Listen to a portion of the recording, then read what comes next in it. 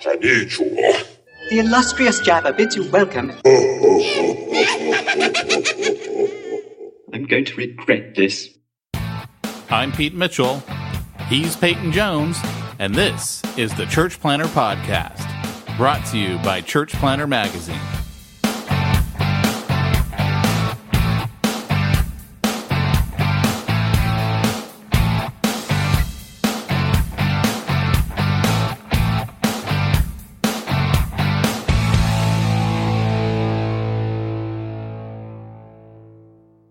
Hey, Church Planter, this is Pete Mitchell.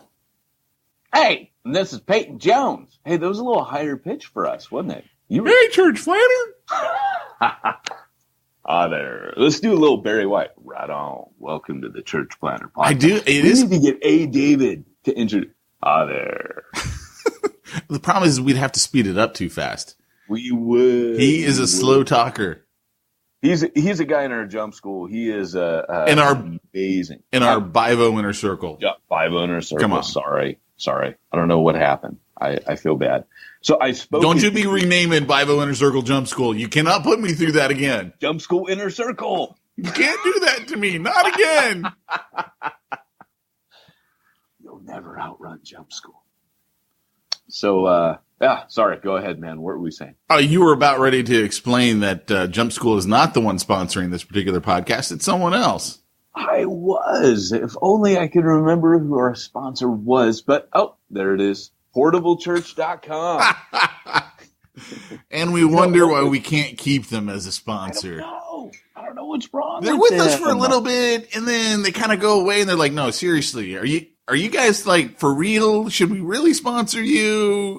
Hey, sponsors, listen, it's not me, it's you. This is working. So here's the deal. I'm going to be planning, Lord willing, within a year. I mean, hey, I've just gone through like bouts of cancer with the missus, house flood, death of one of my parents, tumor with your daughter. Surgeries.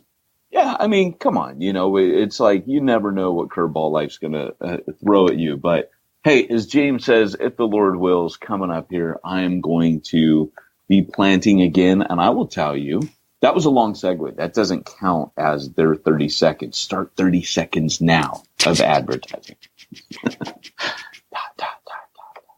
Okay, so when I plan again, I am going to be using, and this is the best endorsement I can get. I would not have these guys on here if I would not personally use them in a church plan.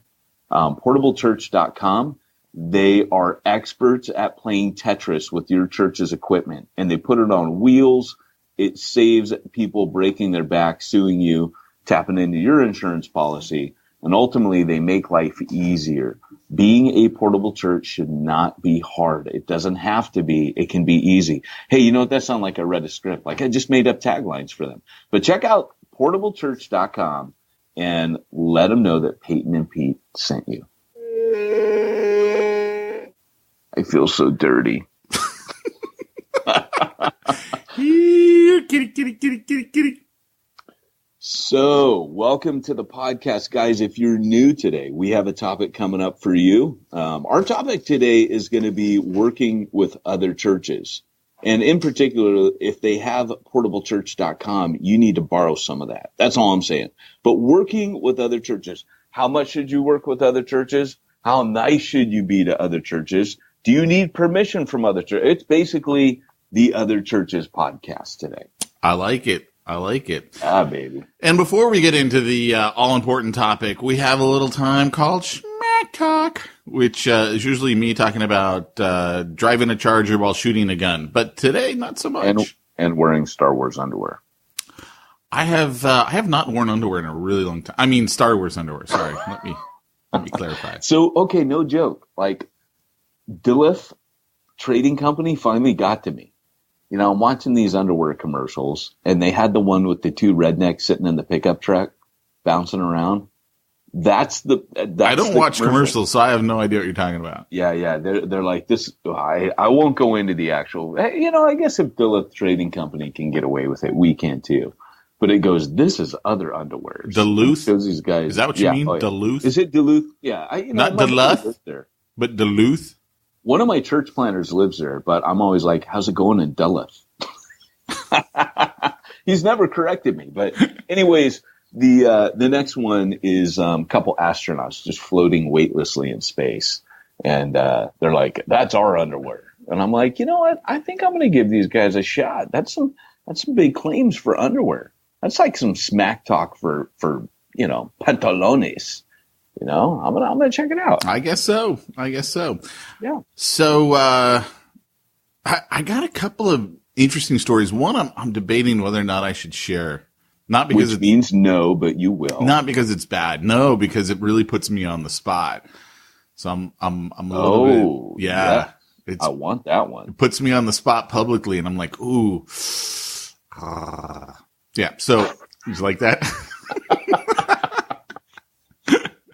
So, but I'll share this one. We both know that you need to do this for the scrubbing of your soul. Come on, let me have it. I'm a man of the cloth. I'll share that one in a second. So, if you guys have been listening to the podcast last few weeks, I've had some severe knee problems.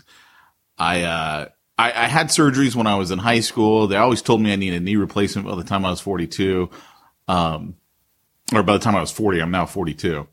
Which, by the way, my wife just turned 43. So I got a few months of going, how old are you? Now, how old am I? Oh, that's right. You're older. Which she hates. That's rad. That's rad. I'm like the kid. You can't tell him that something bothers you because then I'm just like, well, then I have to keep doing it. Oh, do I know that from experience?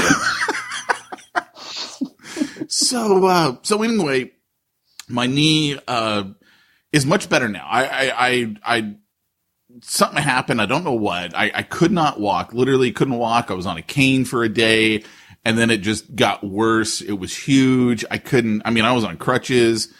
For about a week, I couldn't walk. And I was like, dude, amputation is not out of the question. I'm in so much pain. I'm like, Let's just cut this sucker off and be done with it. That's what sucks about amputation, though, is you cut it off and the pain's still there. The nerves are like, hey, remember that pain you had?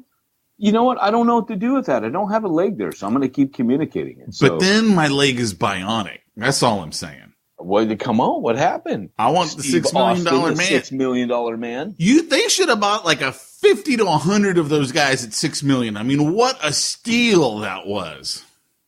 Anyway, so all of a sudden, the guys in the Bible Inner Circle were praying for me. My knee starts getting better, like miraculously better. It was like crazy how much better it got. So I got in to see the doctor, and the doctor was like, look, we really don't want to do a surgery at this point if we don't have to.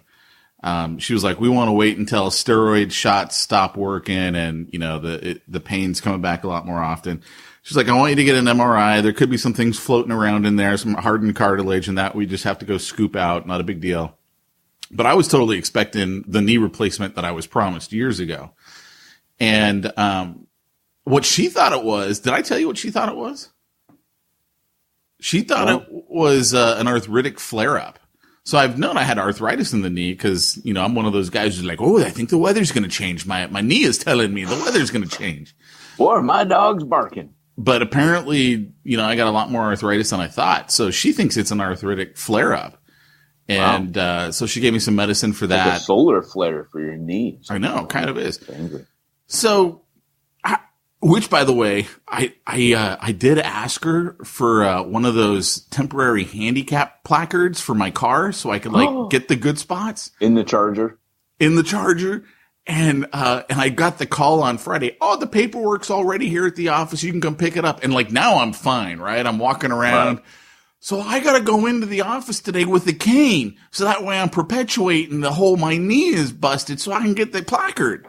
Pete, you could just call them up and say, hey, my knee's better now. Never mind. You could do that. Yeah, but it could go bad again. And I need to be prepared. I think they're only good for 6 months. You don't want to hobble down there to pick it up then. Yeah. Would I even be able to hobble? No. See? You'd be like on one leg and there goes the other leg. What do you mean by that? There goes one leg and then there goes the other. Are they walking independently of each other? On one leg long enough, that leg's shot, right? Anyway, so I've been using this. I'm an optimist. Being a nurse taught me that. I've been using this knee for every excuse I can think of, but the one that's the biggie. Last Saturday night, my son has this thing at his school. He goes to, he's in kindergarten, and it's called Huskies in the Wild. Huskies are his school's mascot. And what it is the parents bring their tents and you camp out on the grass at the school. It's like a big camp out. That's why they call it Huskies in the Wild. I did it last year. I didn't really care for it. They should call it Huskies in the Schoolyard. I gotta go to the bathroom. Don't worry, the bathroom is unlocked on campus.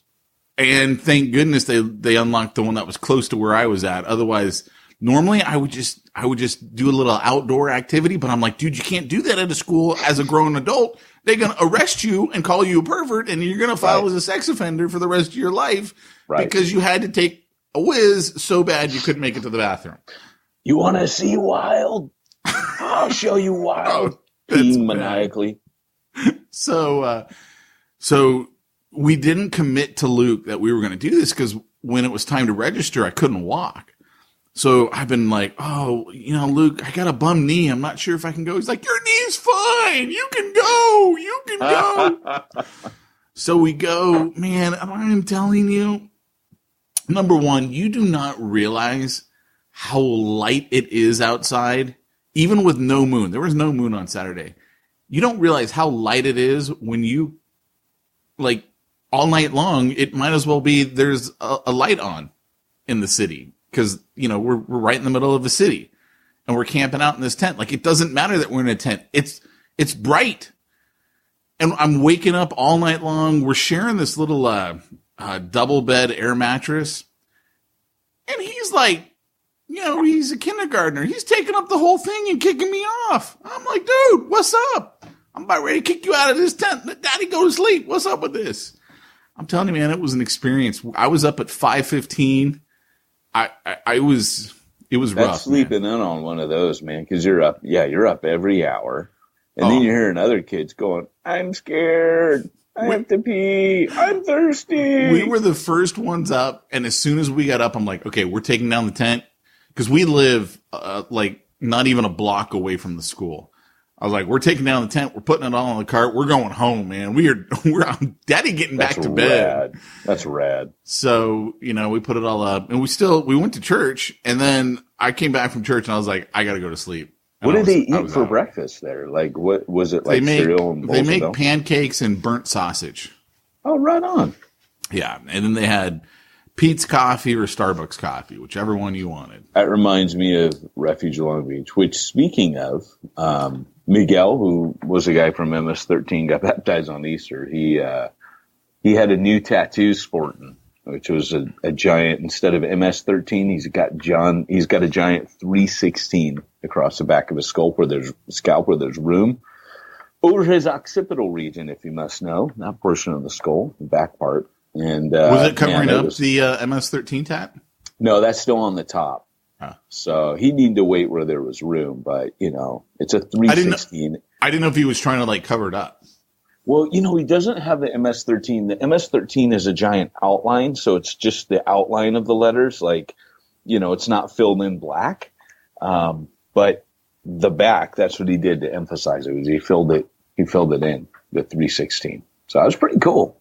That had to have hurt a lot. Not when you're Miguel. I mean, dude's missing an arm. Is from from gang violence, and shot up, and no, that's nothing for Miguel, man. Yeah, well, Petey is not missing an arm or a knee, and that would be a lot for Petey. Well, I think you got jumped into the world of pain with this leg thing. That was pretty bad. Now it's not so bad. I mean, now it's definitely not 100%. I'm getting the feeling it's never going to be back to 100%. Man, I was hoping you'd be like my bionic friend, like I could throw magnets at your leg and I was kind of hoping for that as well. I'm a little bit disappointed. I'm not afraid to say. It was like we could pretend you're the Terminator. Because back when we were growing up, it was Steve Austin's $6 Million Man, which he was cool. I mean, I just went to Universal Studios and, they got that tunnel that's been there forever that makes no sense, even when you watch a show where he fights the Yeti. Yeah. It kind of doesn't make any sense. And he's a brown Yeti in a white cave. How does that? He should be white. But anyways. He was bionic. It doesn't matter.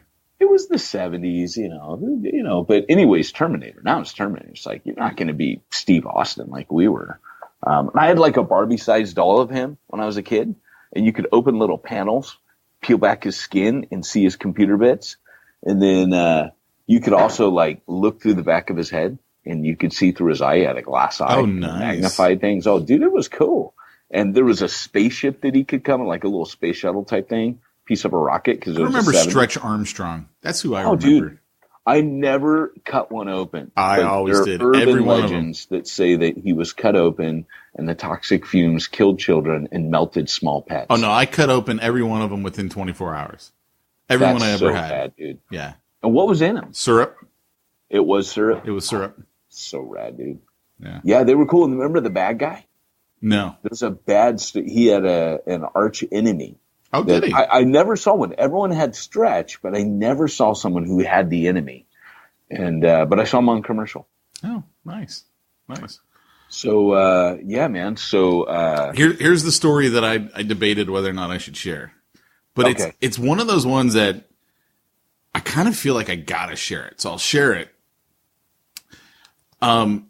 So I've had some interesting things going on in my business world. I got a couple of clients who, bottom line is, one of them, either they're going to terminate me or I'm going to terminate them. And another one is needing a reduction in what they pay me. And so I'm debating, do I cut them off completely? And it bottom line, it'd be like a $6,500 a month hit. So it's not like chump change. I mean, it's $6,500. And, so I was like, you know what? I'm just going to take, I think it was Thursday. I was like, look, I'm just going to take Thursday and I just need to pray about things. God, what do you want me to do? We had just done a webinar with Ed Choi talking about the, wedding, how to become a wedding pastor, as a way to be BIVO and reach unchurched couples in your community. And the hate mail had started to come in, and I was like, why am I working with these guys, trying to help them make money when they are complete and utter jerks? Obviously not all pastors are jerks. Clearly we do this podcast. But the ones that are very vocal about it. I mean, they're like self-righteous, like you can't believe. And just so you know, looking back on it, I looked at all of the emails that I got. There were only 2 of them that were bad that came in. And I was like, wow, man, 468 people and only 2 jerks out of all that. That's actually really good odds. I mean, that was really good. I think what it was is I remembered all of the old emails that I used to get. And like all of a sudden, like all of that, why am I dealing with these guys, came flooding back into my head. Right. So anyway, I was like, all right, I just got to take some time. I just got to pray about this. What does God want me to do? Does he want me working more with pastors? Does he, what does he want me to do with business? What does he want? So I set aside some extra time just to pray about that. And I was praying about it. We were supposed to do our podcast on Thursday. That got canceled at the last minute. Oh. And by last minute, I mean, I called you and you go, oops, I forgot to tell you. I'm training. So, I was like, no biggie, right? And so at one point I was praying, and I think I a little bit later I was flipping through Facebook on my phone, and there was a meme, right? It was Matthew 6:33. Seek first my kingdom and my right. I can't even, now that I'm on the spot, I can't even remember the verse. Seek first the kingdom of God. And all it said was, seek first the kingdom of God and his righteousness. And I was like, yeah, that's kind of cool. And I literally go down a little bit further in the Facebook feed, and a totally different person, different meme, same verse, right? And I'm like, what are the odds of that? And so I just started praying. I'm like, God, I understand what it means to seek your righteousness. I can't say that I understand what it means to seek your kingdom. I'm like, I understand intellectually what it means, but I don't really know what it means. Like, how does this apply to me? What does it mean to seek your kingdom? And I was just praying that, right? And so anyway, that night, I started watching Netflix, which is the usual thing for me. The wife must have been putting the kids to bed because I was by myself, and I was like, all right, what am I going to watch? And so I decided, and I kid you not, man, I decided I was going to watch Locked Up, which is a show I like to watch. Yeah. It's about people in jail waiting for trial before they go to prison. And I'd been, really because of that show, I'd been like, look, I'm going to get involved with prison ministry, and it just hasn't happened yet. And so I kid you not, I click on Locked Up Raw. That was the title of this particular series. And it starts me out on season 1, episode 6. And I was like, oh, I didn't know I'd already watched other episodes. And I start watching it, and the episode is about this gal who, she goes, yeah, you know what, I'm going to go to baptism.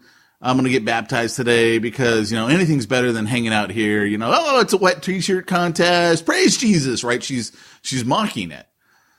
And so she goes to the chapel, and this was the setup of Locked Up Raw is it's about the producers who made the show. So it's not really about the people. It's the episode, it's the series where the producers are like, oh, you know, this is what was going on behind the scenes. And the producers were like, yeah, you know, here she's joking about it and not taking it seriously because she wants to get, you know, out of general pop. She wants to go to this meeting. He goes, but then when we got there was something different about her. Like, she's crying. This was like, it was having a real emotional effect on her. And so really what it was, what I took it as is that was her, what's the word I'm looking for? That was her protection method of, oh, it's a joke. It's not serious, but it really was serious, man. She was like bawling as she's getting baptized. Wow. And and it was literally as if in that moment, God said to me, this is seeking my kingdom. And I was like, oh man, God, I know I was supposed to go do the prison ministry stuff, and I kept putting it off, and, you know, I let things get in the way. And like right then I was like, cause when I watch TV, I'm like on my iPad or on my phone. I'm flipping through Instagram. I just signed up for Instagram that day, because of a webinar I'd seen. I'm flipping through it, and there's yet one more person, different meme now on Instagram. It was Matthew 6:33. And I was like, dude, I'm afraid if I don't hurry up and get involved in prison ministry, God's going to figure out another way to send me into prison ministry. You know what I'm saying? I'm like, that makes me nervous. I'm nervous. But here's the really weird thing, man. So then once the episode was done, and there were other things, this one must have been like about religion in jail, because there was like another gal who was a prostitute, and she really liked being a prostitute, but she really liked going to church in prison. And so this must have been like the church episode or something. So then once I'm done watching it, I go back and I'm like, did I actually watch the first 5 episodes? You know how on Netflix, you can tell if you've watched it before because it's got the little red line. Yeah. I hadn't watched any of them. No way. Just, I turned it on. It automatically jumps to season 1, episode 6, wow, which is about this. And then I'm like, okay, God, don't send me to jail the other way. Should I be uncomfortable or should I be aware of anything here, Pete? No. You do Bible Inner Circle. I'm quickly rebranding it to Jump School. Dude, it was weird, man. I was like, wow, okay, that's like, bad. That's one of the quickest ways I've ever had God like answer a prayer and be like, we've all known for many, many moons that you're eventually sucked into ministry, whether you like it or not. All of us that listen to the podcast, hey, of course, I'm your co-host. I've just been waiting. All I can say is, clearly God actually does use memes on Facebook. Who knew? Who knew? Hey man, if Peter's like, hey, depart from me, Lord, you got the wrong guy. I'm a wicked and sinful man. You wouldn't have been the first Peter with that response. First Peter, that's kind of funny. First Peter. That was a little pastor humor. Yeah, so I'm just sharing that story, guys. It was that was a weird one, man. That was a weird one. That's pretty cool, dude. And I went back, and so I've watched like the first 4 episodes of Locked Up. There's been no other church episode so far. I'm telling you, man, it just like jumped right to that one. That's rad. Well, you know, it's funny, man, because I actually, as we talk about planting, I actually have thought about it that, buddy of mine and a guy that I've been training in San Diego a little bit, he, just, I've been working with him on missional engagement and stuff like that over the last few years. And he recently joined the chaplaincy over at the prison. Oh, and nice. He meets the guys as they come out. And so it's paid for by the state, but it's run through a chaplain. Right. And the guy's been going over all the rules with him. And he says, some guys don't want to hear about the Lord, but you're allowed to talk to them, about that. And, some guys, you're basically there to help them hook up with whatever they need. Like, do they need AA? Do they need anger management counseling? Do they need, church? Do they need, you name it. And that's what he's doing on the outside. So I'm like, he's doing it over, we got a prison in Vista, or jail. Sorry, it's a jail. And I'm like, man, that is so right up my alley. And we'll probably be planting in Oceanside. So yeah, the cool thing about that, I know that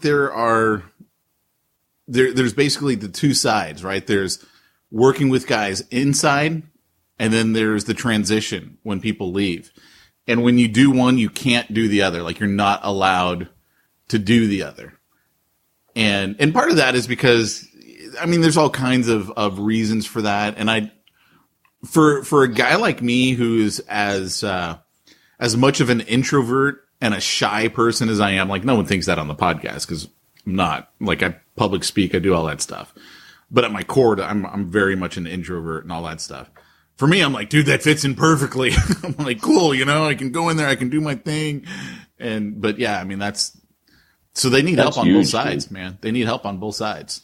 Wow. The inside and the outside. Dude, I don't think because you look around like Refuge, man. Like, I'm going to Refuge Long Beach on Sundays when I can. I've been traveling for like a month straight. So, with my family, luckily.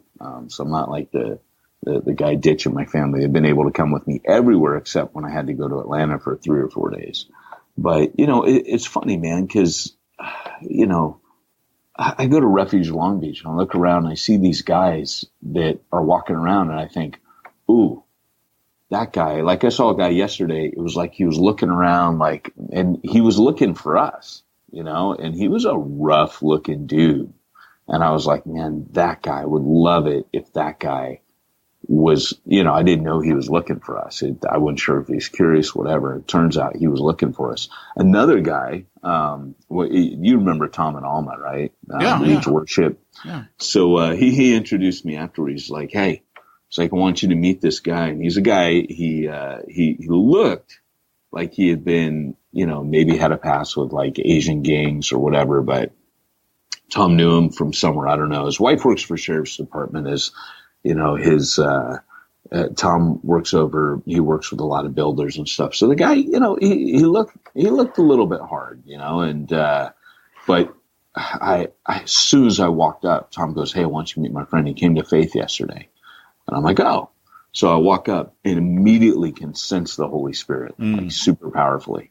And I'm like, God's on this dude. And I said, hey, man, I'm Peyton, hey, congratulations. Tom told me you came to faith yesterday. I said, tell me your story. And he goes, oh. And he starts kind of getting choked up, and he starts telling me the story. God spoke to him out of the blue. Just boom. He goes, I've never called on God before. And yesterday I had a lot of resentment in my life and a lot of anger and bitterness, and started becoming like malicious thinking. It's like my mind started going places that I never thought I'd go, and I'm assuming he's starting to have like murderous thoughts he's ashamed of. And he said when that happened, he goes, I had some moments there where I thought, I am evil. I'm truly, truly evil. And he goes, those are the worst feelings I've ever had in my life. And he goes, in this voice, he goes, I can't describe it, but a voice. And he goes, it was God spoke to me and said, if you go down this path, you will feel like this for the rest of your life and you will never shake it. And he goes, but I have another path for you. And he goes, so I called out to Jesus, first time. And he's like, and I can't, he's like trying to describe the Holy Spirit just rushing in on him. I said, well, I feel him right now, man. Second I walk up to you, I could feel him. Just prayed for him, dude. There are times where like you're praying for people and you're laying hands on people and you just feel like you're not even talking anymore. It's almost prophetic. Like God is just speaking into these people's lives. And, man, and I'll tell you, like, to me, that's a real ministry. That is, doing the prison ministry, all that stuff. That's where you get awakened to what Jesus is out there doing. It's not happening. I don't get me wrong. Good stuff's happening in church. But for me, and maybe because I'm wired apostolically, but I tend to think all the signs, all the gifts, all those things in Scripture are for witness. So to me, if you want to experience that power, you go there. And of course, Reaching the Unreached book, cha-ching, lays that down pretty heavily. That was not a segue. It's just that's my experience, and that's your experience, and that's going to become even more of your experience as you do that. So, is it time to get into the kitty? It is. I'm surprised that we haven't been broken in on that. Uncle Lee's been here as well today, playing peekaboo with my kids, so I have to keep muting. So. I mean, peekaboo. That's going to be the new one. Peekaboo. Kitty, peekaboo. All right, so you ready? All right. I'm ready. Let's do this. Doc.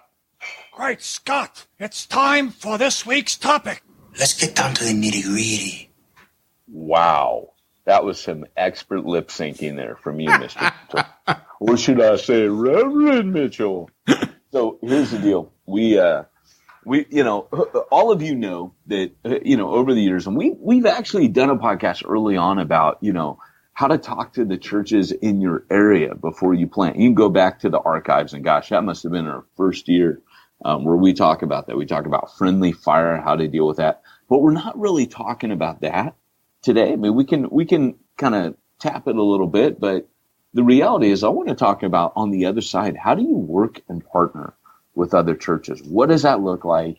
When should it happen? What should the rules of engagement be? Here's the funny thing. I find that when it comes to this, people can either be, no, I'll never work with any other church because they're threatened all the time, or they're just like, hey, we'll do everything with everybody. And I think there's a balance when it comes to this. Like, for example, Refuge is in the park, and they moved about probably more like 150, 200 feet away from where they were in previous weeks. We've been in the park for about 5 weeks now.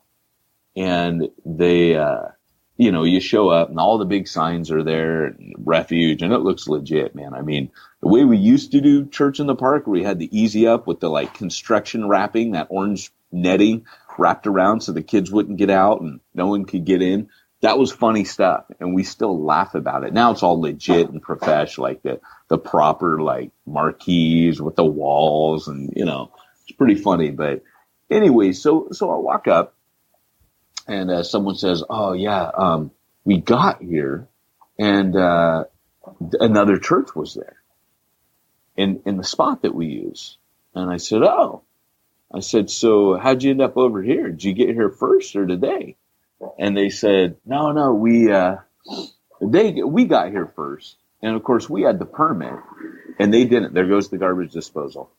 And man, this is a garbage disposal. Oh, wow. Kitty. Peekaboo. Peekaboo. So here's it. Got to add that in. So here's the deal, right? And so I just said, hey, here's my concern. I know you guys, I always taught them to be super generous with other churches and super kind. And they go, no, we let them have it. I say, here's the problem, guys. And it was a church, is a denomination. I can't give any names out, but it's a denomination known for legalism. And so I said, here's the problem. We got guys who are coming looking for us. Ding, ding, ding, ding, right? This is before this guy came looking for us. It's just, how do I put it? Sometimes you know stuff and you can't explain to people how you know stuff. And I said, here's the deal. If you guys have been here 4 or 5 weeks so far in that spot, you need to stay there. You need to not move, especially when there's another church. You don't know what they're teaching. You don't know if people are getting the gospel there. I said, here's the deal. You guys need to hold on that spot. And you needed to be kind and help them and tell them, hey, we'll help you pick out a spot. We do this all the time. But they said, no, it'll be fine. And I said, look, here's my concern. People are going to come looking for you. And I know you guys are erring on the side of grace. I know you're trying to be super cool.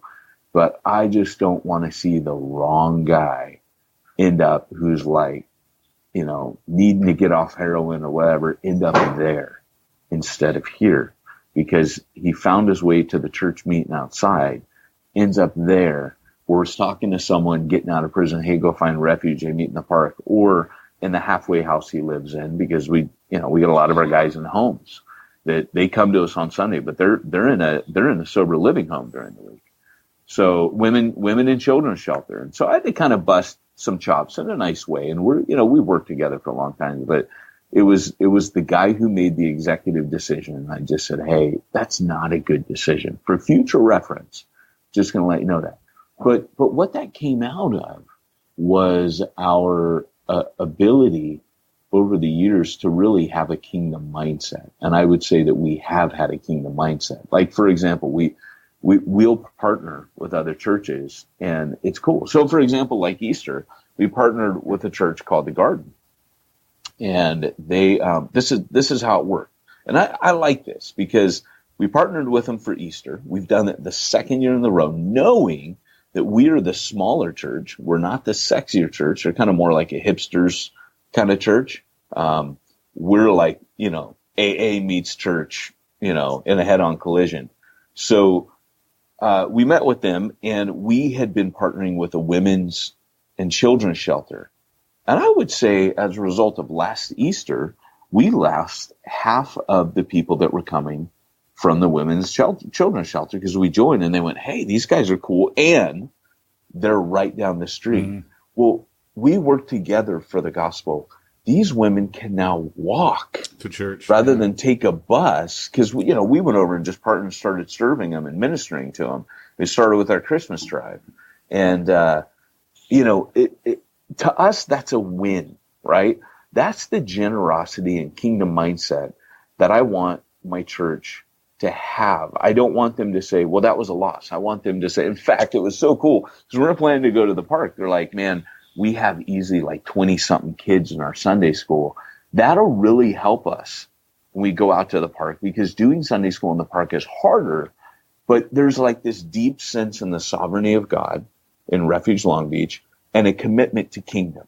And for me, that's a win. That's how we should be working with other churches. The reason people don't work with other churches is exactly because of what I said, the fear that someone might go, oh, I like this other church better. That guy preaching is right. I want to hear him every week. What's the problem with that? Right? I guess it's that we want that money. I mean, if someone moves on from your church, that doesn't mean the work of God stops. It means those people go on to that. For me, whenever we would launch people out of our church plant, it was the same idea. It was that, hey, I'm giving my best to this other group. And as I do, that's okay, because it makes us have to start over in a good way. We have to get back on mission to reach more people. Because I know where I'm comfortable. If the church is 20 people, I'm not comfortable with that. Because I don't need to be, I would say 85 to 120. That's comfortable for me. My buddy, grew a church recently from about 60 to 400. I'm thinking, man, I know there's people out there that's their dream. But for me, I like knowing everybody's name and everybody's story. There's different kinds of guys. And of course, I'm the startup guy. So I'm probably wired for what I do. My buddy's probably wired for what he does. He doesn't want any bigger than 400 though.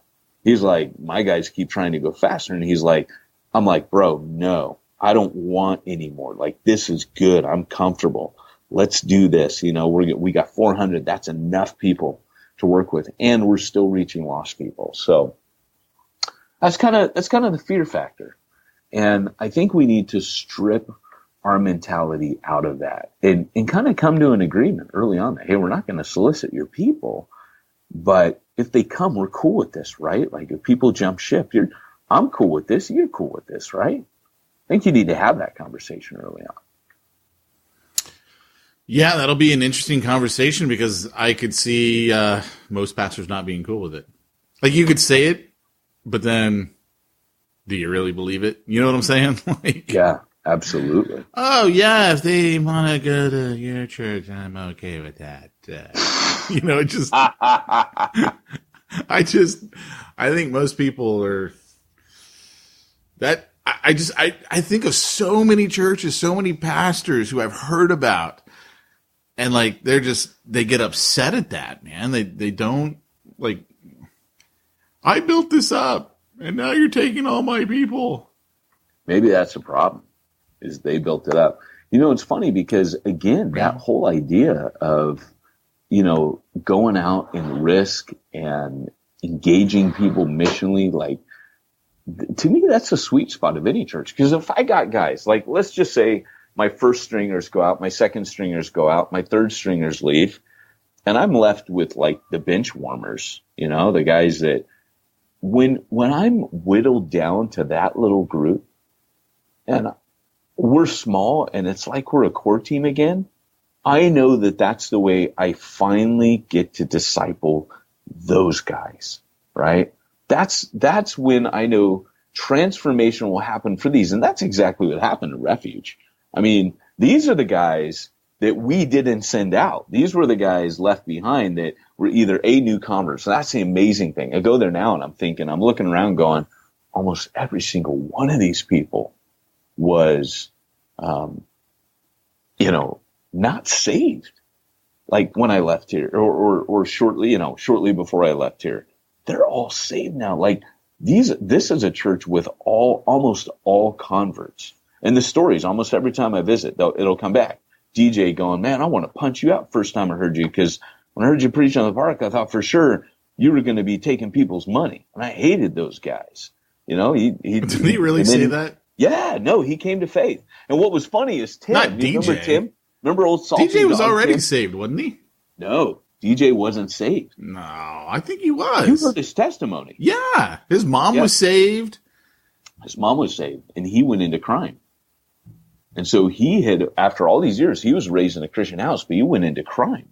So he was a thief and a bit of a thug. And so when he came, he had Christian roots. And that's one of the reasons it pushed his button so much, is his dad was actually a minister. And then when they were missionaries in Ghana.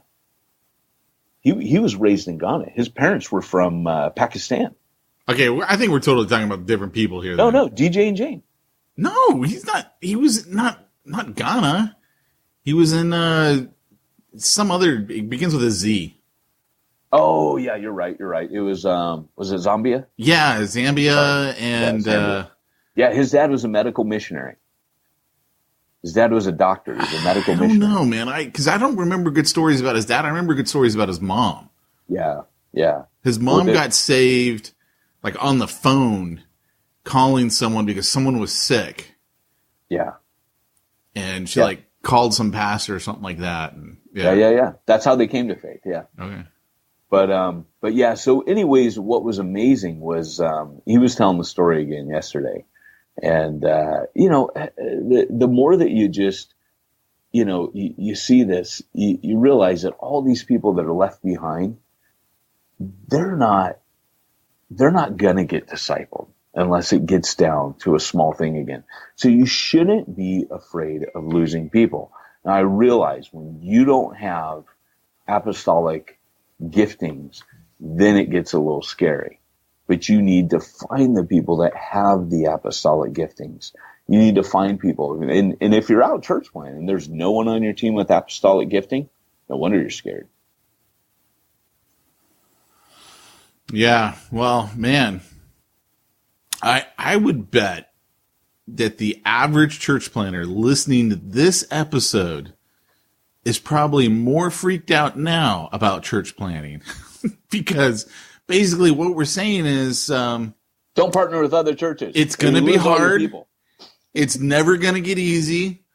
And if you grow, you need to basically stop growing and start spreading out, starting other church plants. You know what I'm saying? Like the average church planter is going to hear this and go, wait a second, I wanted my own mega church. Well, I don't get this. Like it's probably heartbreaking.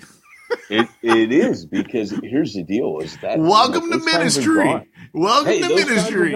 That's right. That's right. It ain't about you, baby. It's going to be hard your whole life, and then you die.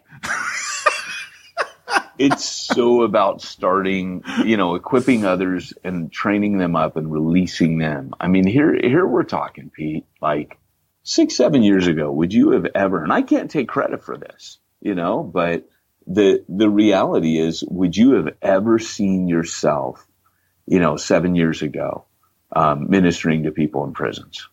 No. Leading Wayne to Christ. I mean, these are all things that you have been equipped and released to do. And now it's like you're going to be off standing on your own ministering to people. And to me, that's why I'm in church planning. That has to be the reason that we do what we do. When I start off church planning because I wanted to reach lost people. All right. Then it morphed into, I want to train others to reach lost people. And then that looked like training church planners. So when I came to Refuge Long Beach, I was grabbing Ruben and Mike and Charlie Marquez and Jimbo Balaam. And I was collecting a bunch of people for training. But then it morphed into something else through Refuge Long Beach. And that was just equipping the average believer. And of course, we've talked about this before, but my view changed that when you disciple the average believer, leadership and ministry just emerges. That's Ephesians 4, that apostles, prophets, evangelists, shepherds, and teachers equip the saints to do the work of the ministry. That's a repeatable process. Then they become the ministry team that equips the next level up. I used to just say that that's why we have leaders, and Church Zero talks about this, to pull these areas out of everybody. And that's true. Who is texting you? They're like texting nonstop. Oh, can you hear that? Oh my gosh, dude. I'm like, how do you hear that? What is this? Your wife going, no, I told you I wanted butter. Where's the butter? Kitty. It's my team. They're kicking off oh gosh, dude.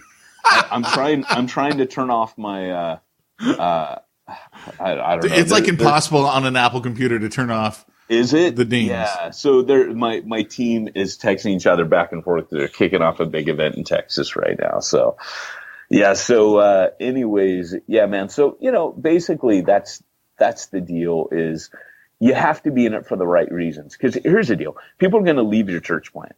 They just are. And you can either be that guy that gets insecure and upset and your people go, huh? So it's really about him building his deal. He's an empire builder. Or you can be the gracious, benevolent guy who goes, brother, let's work together. Recently I was in a meeting. I've mentioned this before, but I think this is what it needs to be eventually for church planning in the future. I was in Huntington Beach with a guy named John Blue and Chris Lagerlof and a guy named Creasy from New York. And we had met with a group of pastors in Huntington Beach that had been gathered together to come together to plant another church in Huntington Beach. Right. And I shared this statistic in there that I shared with my sitting church in Huntington, that, look, if we could plant 28 more churches the size of Refuge, which is a mega church, before we even touch 10% of this community. And these guys got it, man. Someone had been working. It was John Blue and Chris Lagerlof had been working hard with them to tell them, guys, we have to start working together if we're going to see multiplication. Because some of these churches were smaller churches who wanted to be a part of multiplication and expanding the kingdom of God in Huntington. They knew their one little church wasn't going to do it, but they knew they couldn't do it alone. And that's the future. And funny enough, it's a side project that I've been working on for years. It was called Train Station. You can still find it on Facebook, but it's a citywide church planning curriculum.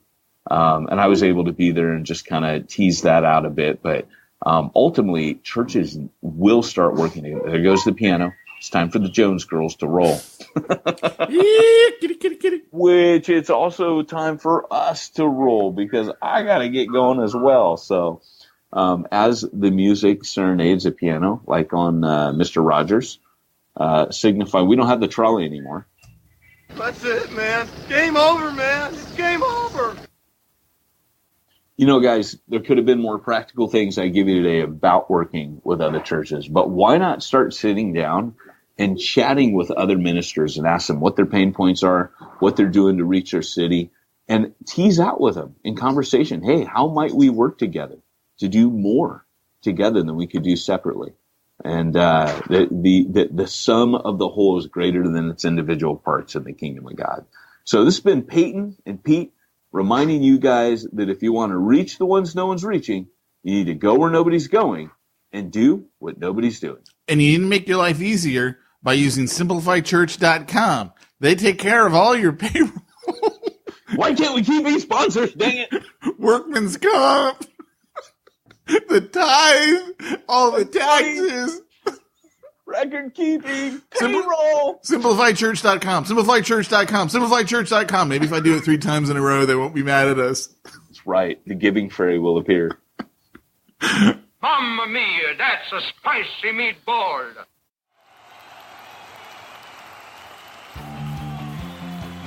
Thanks for joining us for another weekly episode of the Church Planner Podcast with Pete Mitchell and Peyton Jones.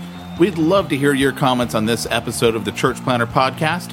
Visit us online and let us know what you thought at churchplannerpodcast.com. If you subscribe to us via iTunes and have enjoyed the podcast, leave us a positive review. The more positive reviews we receive in iTunes, the more iTunes will promote us to other church planners who would benefit from this show. This podcast is brought to you by the Church Planner Magazine, which is available in the iTunes newsstand or online via churchplannermagazine.com.